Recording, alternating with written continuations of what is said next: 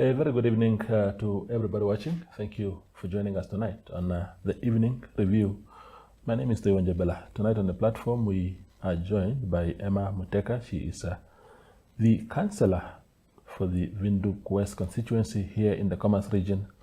We want to hear what her journey since ascending to that office some 5 years ago, how it has been, and whether there will be appetite from her side, and of course the ruling party SWAPO, which she represents, to deploy her ahead of the election again later this month. Thank you very much, Honorable Councillor, for making time. It's a real pleasure to confirm everything first and foremost. Yes. Are you seeking re-election? Yes, I am seeking re-election, and good evening to you too, sir. Thank you so Wonderful. much. Yeah, wonderful.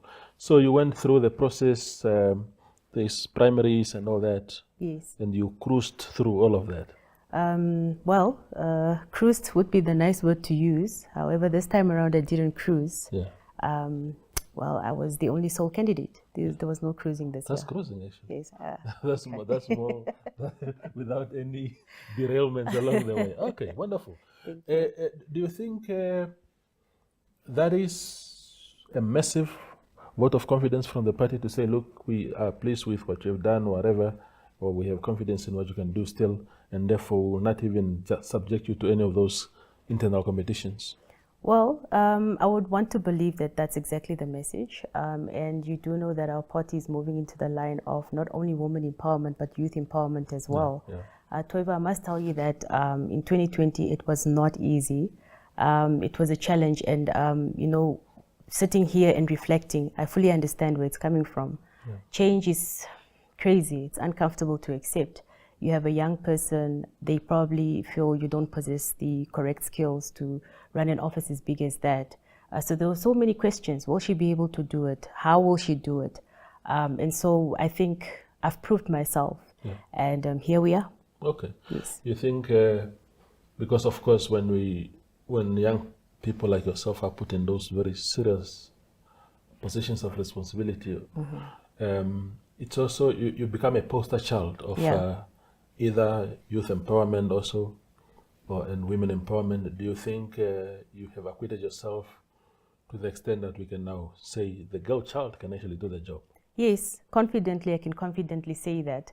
Yeah. And I'm very happy that I got to a point personally to ask myself, what goes beyond a woman empowerment? Yeah. What goes beyond youth empowerment? Even if I have to leave this earth today, what legacy do I leave behind?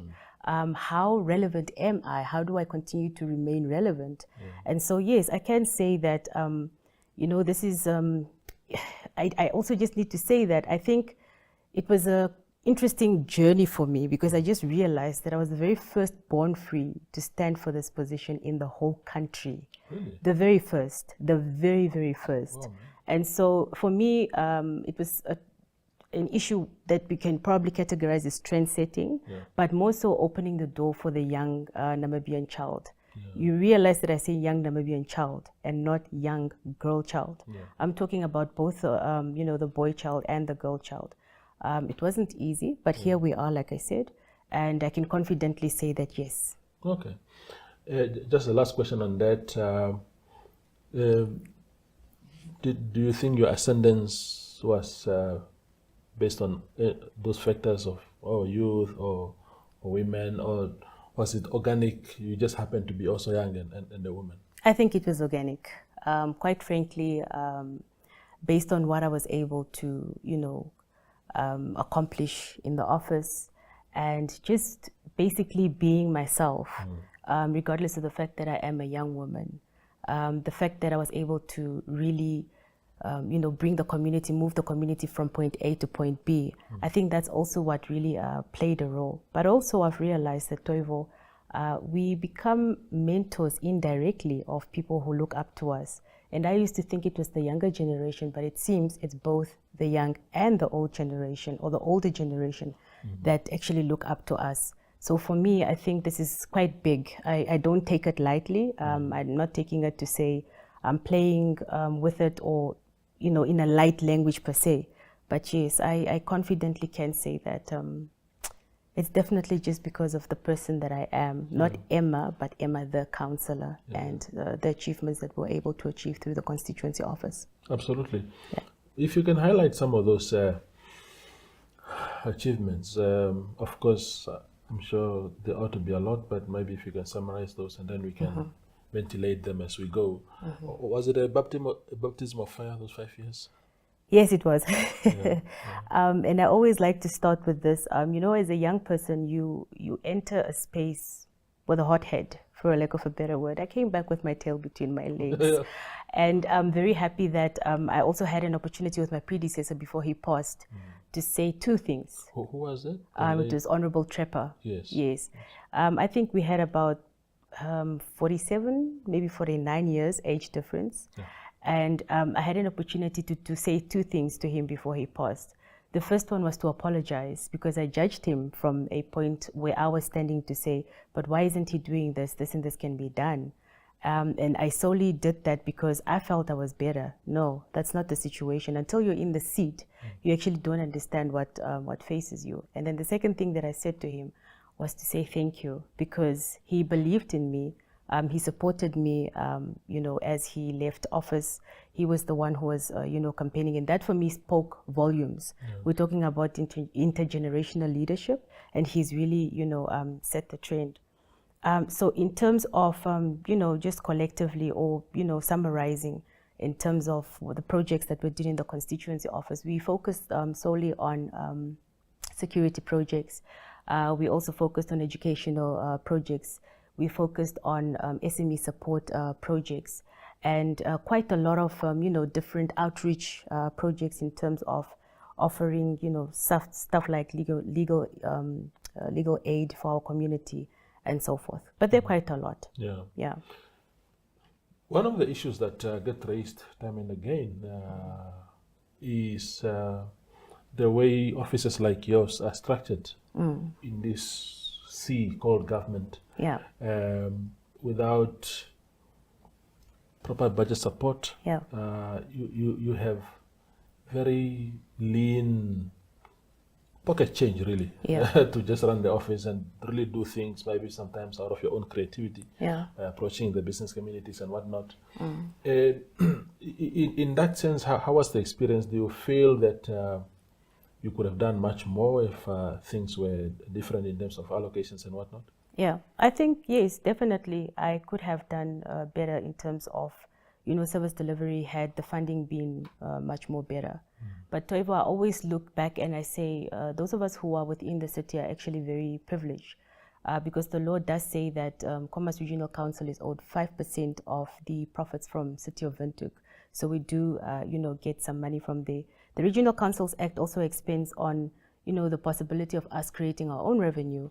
So the Commerce Regional Council creates its own revenue through renting out of property that we own. So we get this, and this is now added to, you know, identifying what you would say a funding for constituency. But I also need to outline that in terms of the structure, constituencies do not have a budget. What has a budget is the Regional Council. And this comes from our mother ministry, which is the Ministry of Ministry of Urban.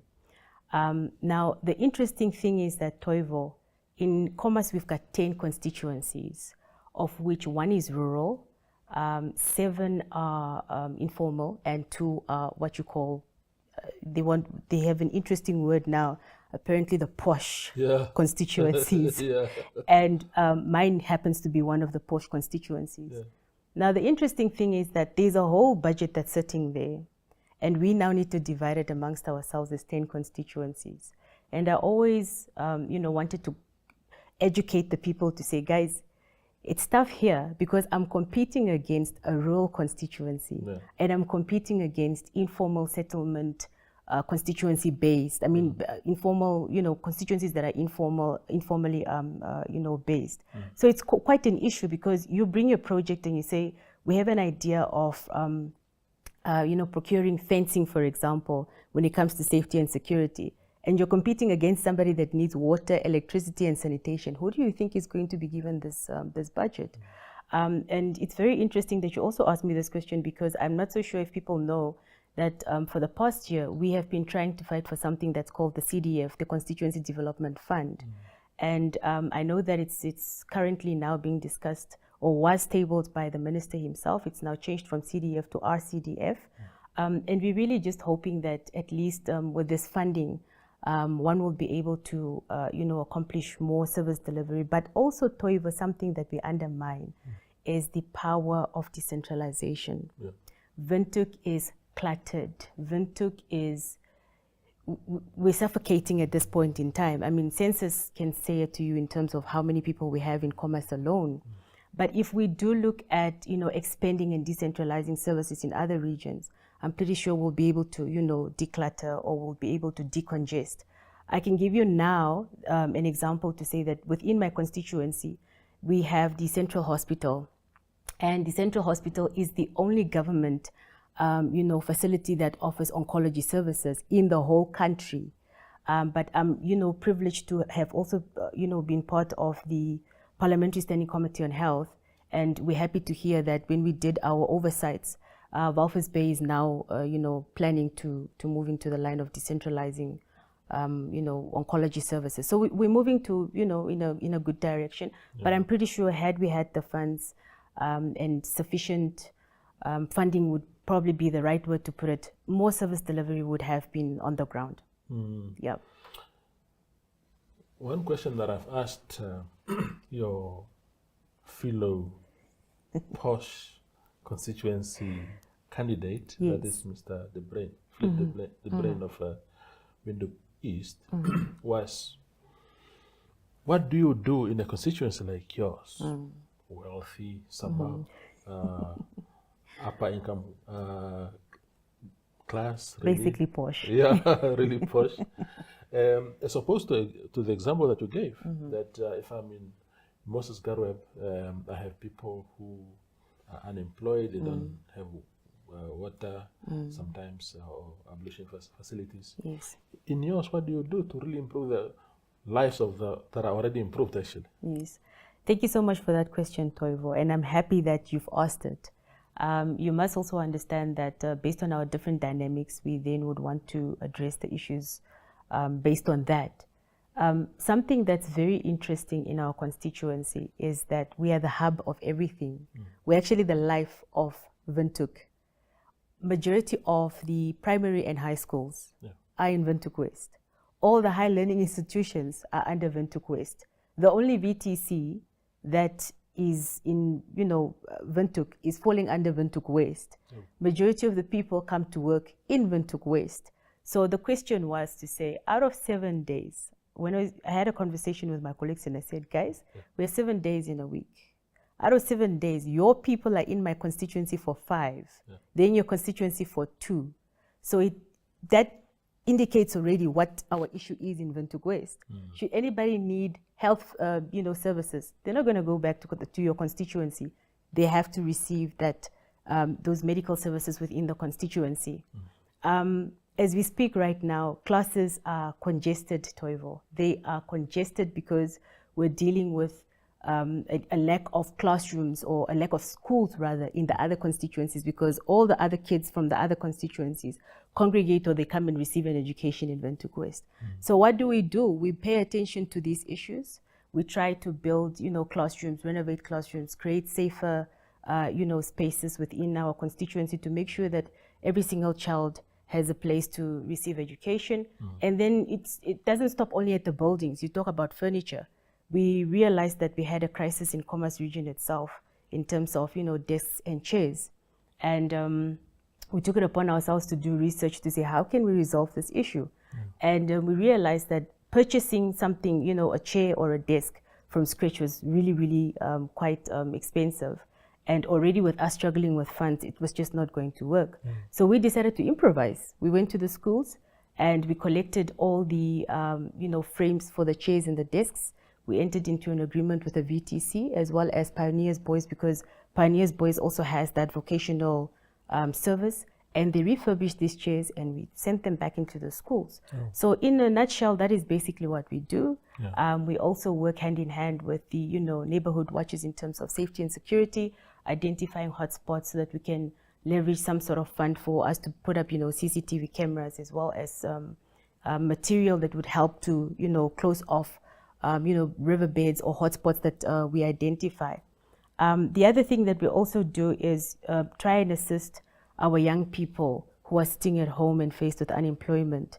We have something that you call the income generating activity that aims at supporting, SMEs. And this is, I think, for me personally, one of my favorites, because we really were able to not only fund the young people, but some have also received training in order for them to be prepared for this market. Lastly, we also look at the institutions that are within the constituency. For example, we have the Namibian Correctional Service. It falls under Windhoek West. And we realized that these colleagues do not have enough uniforms, or when you go and visit them, you realize that the uniforms are not in a presentable or humane state. So we would go as far as getting material, handing it over to them and saying, listen, you have a workshop, you can make your own uniform, so we'll meet you halfway. We'll provide you with the material, and you guys go ahead and you sew your own outfits. Okay. Yeah. Wonderful. We go for a very short break and return with Councillor Emma Muteka.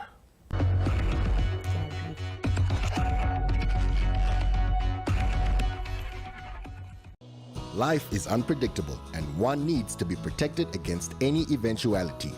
Get Santam legal access from as little as $50 Namibian a month for when you find yourself in need of legal representation due to civil cases, criminal prosecution, and family matters such as divorce, child maintenance, and custody. It also covers labor disputes, disciplinary hearings, and unfair dismissal or retrenchment.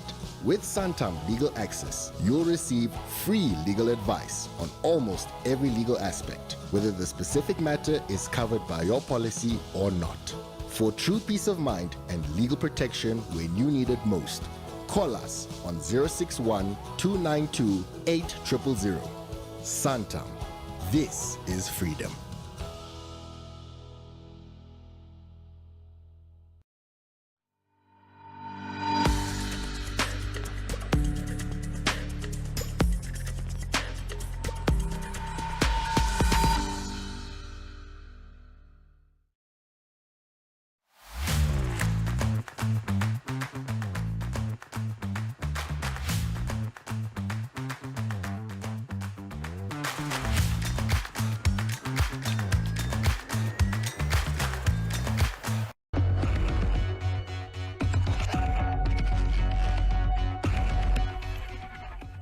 We continue the conversation here on the evening review with Councillor and candidate Emma Muteka.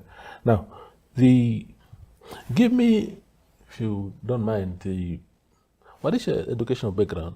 I'm asking in the context of the fact that maybe you are trained in a particular field, and by virtue of your position, you are no longer confined to that field. You now have to understand broader issues, multi-sectoral issues. Yes. In that context. I'm trained in the law field, Okay. but I'm currently also pursuing studies in the political field to make sure that I capacitate myself and understand the environment so much better. And I'm doing this because we have a perception to understand that whatever it is that we come with, we'll be able to, tackle it. I was taken aback, Toivo, more so when it comes to issues of governance, when it comes to the issue of integrity within that spacing.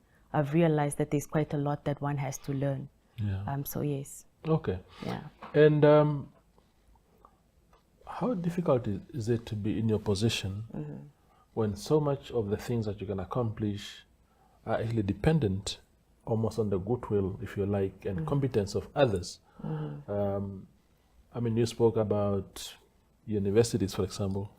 If NAST, which is in your constituency, has issues around student accommodation, it's not your direct problem to solve, but when you get to the podium and say, vote for me again, people say, oh, but there are students within your area that are suffering. How do you juggle around those things? Well, in a layman's language, the responsibility of a council is to be a transmitting belt between the community and that of government.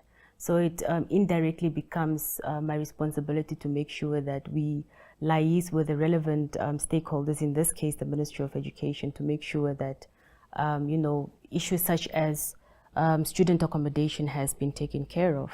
But also just to make sure that whatever it is that the community is faced with is escalated or, tabled at the correct table. And it goes back again to decentralization. When it comes to decentralizing functions from certain ministries to maybe regional councils. It comes into that line, Toivo. It remains our responsibility as councillor. And I think maybe this would also be the good platform to discuss issues pertaining to municipal issues, because there's been quite a back and forth situation. Yes, in terms of, when it comes to municipal issues, it could be our responsibility as regional councillors. Indirectly it is, because I am the one who's responsible to make sure that the concerns of my community has been, cascaded or given to the municipality to make sure that these things are indeed implemented. But at the end of the day, it's a perception that public has, and I'm really hoping that maybe we can do better in future in terms of educating our people in terms of what our mandates are from regional council and local authority being City of Windhoek. So in a nutshell, it is our responsibility at the end of the day, but provided that we get this information from our people, and we can get it in two ways. One, I think as leaders, we really undermine, public engagement or just direct engagement with your community members. I always said, for me, it just doesn't make any sense that you provide something to someone simply because of, a perception of your eye. For me, it just doesn't make any sense. Speak to the person and understand what exactly they need and give the horse that which the horse needs. It just doesn't make any sense. And the second one is for the public to actually make the constituency offices a place of, they shouldn't be strangers. They should be their second home. They should be comfortable, and it's my responsibility as a councillor to say, the doors are open, please come through. What are your issues? Let me hear you, let me listen, and let me see where I'm able to assist you. And for us to also stop making empty promises, Toivo. In 2020, there was a journalist who said, look, we're reading through your campaign, and we're not seeing promises here. You keep repeating the word commitment. And I said, yes, because I'm committing to trying my level best and seeing how best we're able to assist the community. You see, the urban constituencies are very difficult places, especially for incumbents like yourself. Yes. Even for aspiring candidates, because a guy in Okalongo, where I come from, the councillor there is the go-to person for the community. It's a conveyor belt proper, in the proper sense of the word.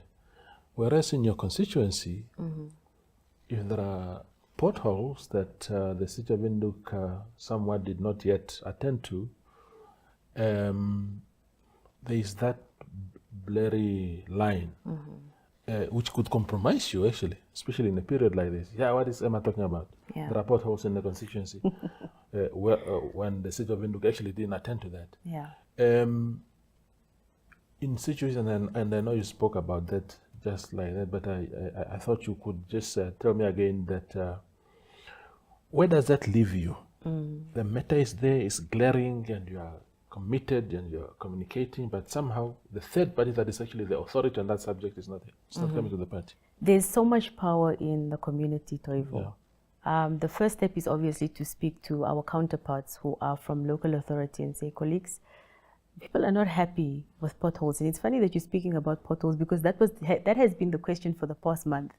You want us to vote for you, but look at those potholes. How long did it take for these potholes to be fixed? And when they are fixed, they're still not happy with the quality of, the potholes. So for me personally, I've always said, we will give City of Windhoek, for example, 2 opportunities. We'll write you one letter, we'll write you the second letter. The third one is going to come from the community. We will call for a community engagement where the communities would be allowed to, express or air their views. But in that, Toivo, I've realized that in the past 5 or 4.5 years that I've been in office, people tend to also just become tired because they're complaining about the same thing over and over, year in, year out.